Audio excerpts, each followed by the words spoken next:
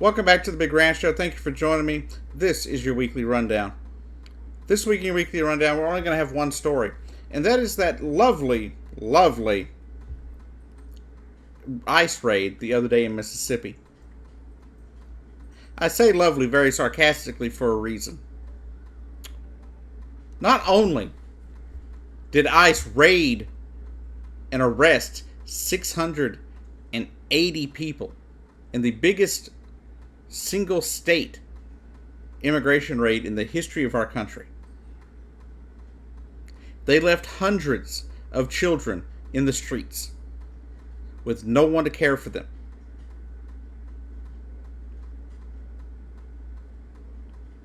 Is this really the country we have become?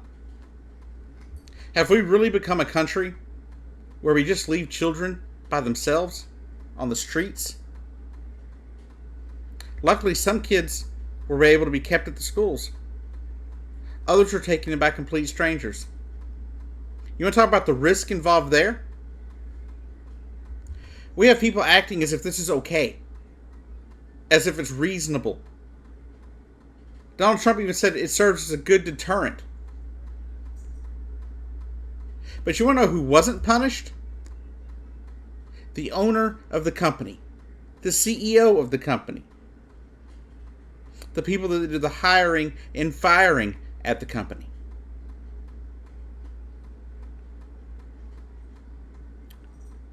And the people are like, oh, well, they'll just be replaced by workers who are legal. No, they won't. They won't be replaced by people that are legal. They'll find another group of undocumented workers to work the thing. The ICE will raid them again. And once again, the owner will face no charges. But, back in 2015, and even after he got elected in 2016, Donald Trump swore he was going to go after the bad hombres. The criminal element.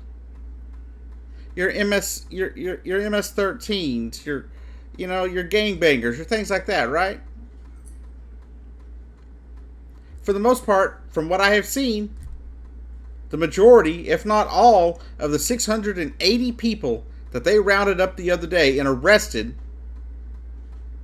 were good, upstanding people working their asses off for us to have food.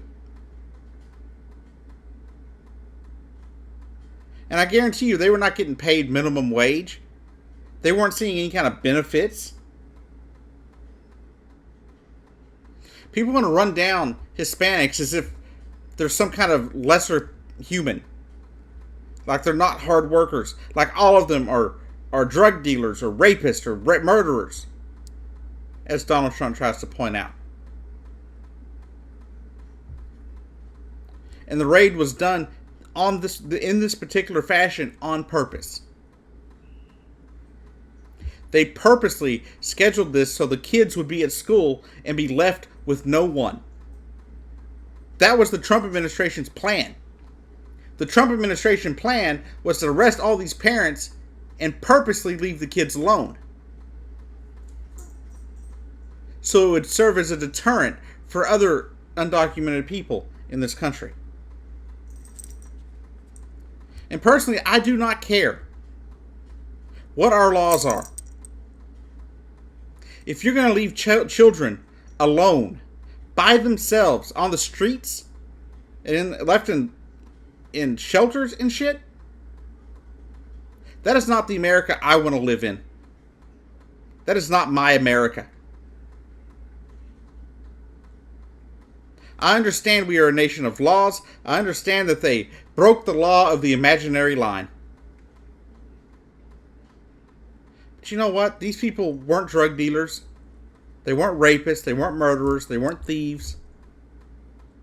They were hard workers busting their asses.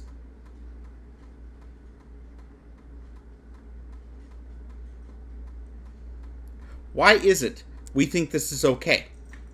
Why do we think it's okay to leave hundreds of children, if not more, by themselves as a deterrent? What are you trying to deter? Hard workers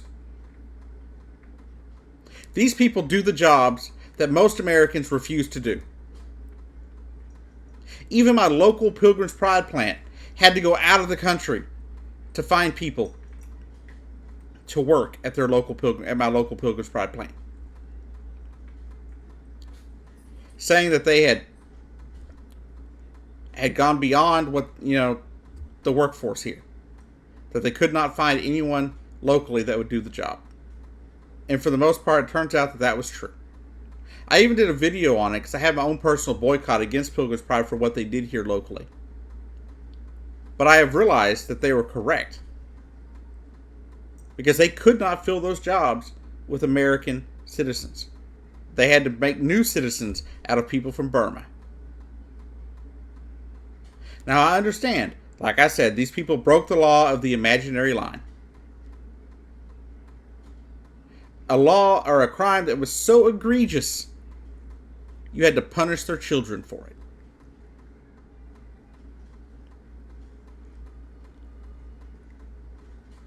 Not my America. It's not the America I remember growing up. It's not the America that I've lived in for the last 39 years of my life. We've had our problems. We've had our disagreements. We've had issues with immigration. But I cannot recall a time where we left hundreds, maybe even 1,000 children on the streets fending for themselves. Possibly picked up by strangers, and many of them were. And if they're undocumented, how many of those children are never going to be seen again by their parents?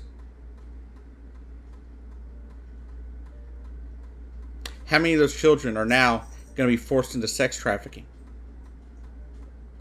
or some form of slavery of some sort,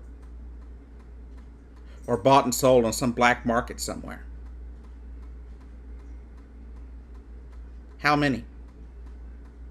Mr. Trump and anyone that supports Mr. Trump's raid, guess what? Blood's on your hands. The lives of those children are in your hands. If any one of those children meet any kind of foul play, the blood is on your hands.